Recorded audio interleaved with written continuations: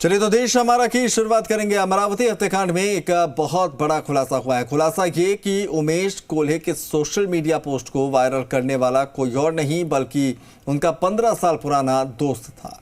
Police की माने तो उसने कई ग्रुप्स में एक साथ उनकी पोस्ट को शेयर किया। इन ग्रुप्स में रहबरिया ग्रुप भी था जिसका एडमिन उमेश हत्याकांड का मास्टरमाइंड इरफान शेख था। देखिए किसने दिया उमेश कोल्हे को धोखा और कैसे रची गई उनकी हत्या की साजिश।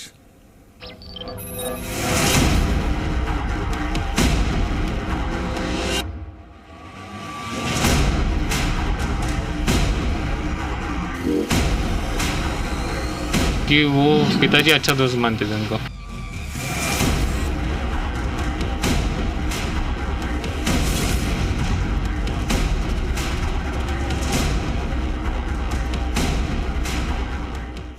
इक्कीस जून को उमेश के सिर पर चाकू से हमला किया गया।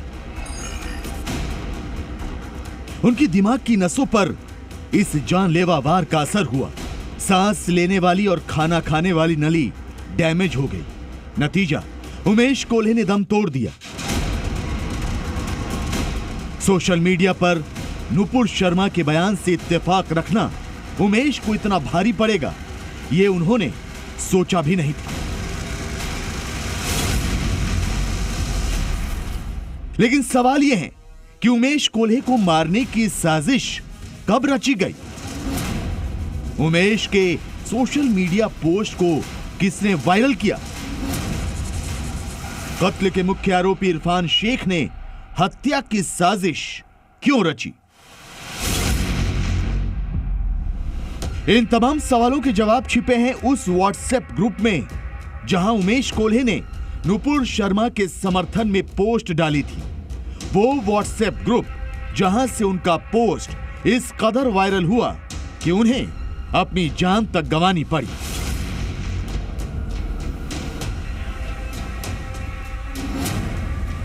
कोल्हे के कत्ल का black freedom connection. Black freedom बन गया कोल्हे का कार्ड।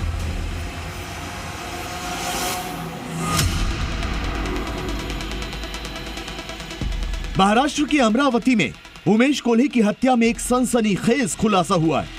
नुपुर शर्मा के समर्थन में पोस्ट करने की वजह से उमेश कोल्हे के कत्ल का ब्लैक फ्रीडम से कनेक्शन सामने आया है। ब्लैक फ्रीडम ग्रुप से ही उमेश कोल्हे की हत्या की साजिश रची गई।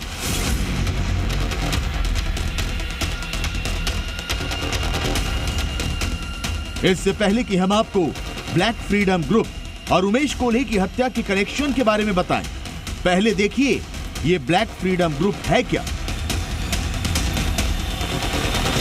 अपन भाई लोग हैं, भाई लोग की तरह रहना मांगता हूं। दरअसल ब्लैक फ्रीडम एक व्हाट्सएप ग्रुप है। इसी ग्रुप से उमेश कोल्हे जुड़े हुए थे और इसमें पोस्ट किया करते थे। ब्लैक फ्रीडम ग्रुप में उमेश कोल्हे ने 2 पोस्ट डाले थे। पहला पोस्ट नुपुर शर्मा के समर्थन में 14 जून को डाला था, जबकि दूसरा पोस्ट प्रधानमंत्री नरेंद्र मोदी के समर्थन में 20 जून को डाला था। लेकिन उमेश कोल्हे ये नहीं जानते थे कि जो सोशल मीडिया पोस्ट वो नुपुर शर्मा और नरेंद्र मोदी के समर्थन में व्हाट्सएप ग्रुप ब्लैक फ्रीडम में पोस्ट कर रहे हैं वो उनकी मौत की वजह बन जाएगा। दरअसल उस ग्रुप में कोई था जो चोरी छिपे उमेश कोल्हे के पोस्ट को दूसरे ग्रुप में सर्कुलेट कर रहा था। वो जाने अनजाने कट्टरपंथी ताकतों को उमेश कोल्हे के खिलाफ भड़काने का काम कर रहा था। ब्लैक फ्रीडम व्हाट्सएप ग्रुप का उमेश कोल्हे की ही तरह अमरावती का ही रहने वाला डॉक्टर यूसुफ खान भी सदस्य था। तो पुलिस के मुताबिक डॉक्टर यूसुफ खान ही वो शख्स था जिसने ब्लैक फ्रीडम ग्रुप में उमेश कोल्हे के पोस्ट को दूसरे ग्रुप में सर्कुलेट किया। इन ग्रुप्स में रहबरिया ग्रुप भी शामिल था।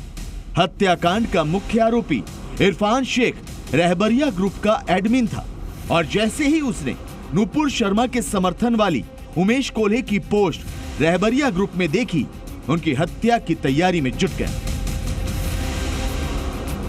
मतलब साफ है, ब्लैक फ्रीडम ग्रुप से उमेश कोल्हे की पोस्ट डॉक्टर यूसुफ ने रहबरिया ग्रुप तक पहुंचाई और वहीं से उनके कत्ल की साजिश रची जाने लगी। लेकिन यहां एक और चीज गौर करने वाली है, और वो ये कि डॉक्टर यूसुफ और उमेश कोल्हे जिगरी दोस्त थे। उमेश कोल्हे अमरावती शहर में मेडिकल स्टोर चलाते थे और पशुओं की इलाज की दवाई रखते थे।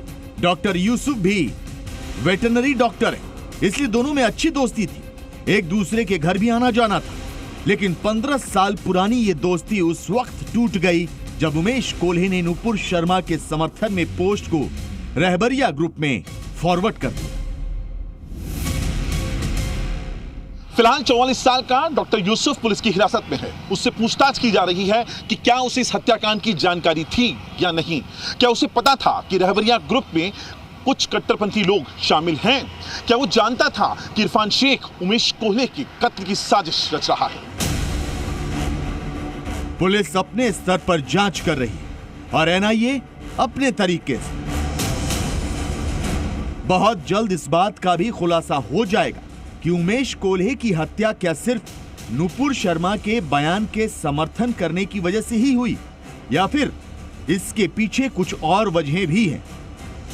लेकिन जिस तरह डॉक्टर यूसुफ ने उमेश कोल्हे के सोशल मीडिया पोस्ट को फैलाया, उससे एक बात तो साफ है कि उसने उमेश कोल्हे के भरोसे का कत्ल किया।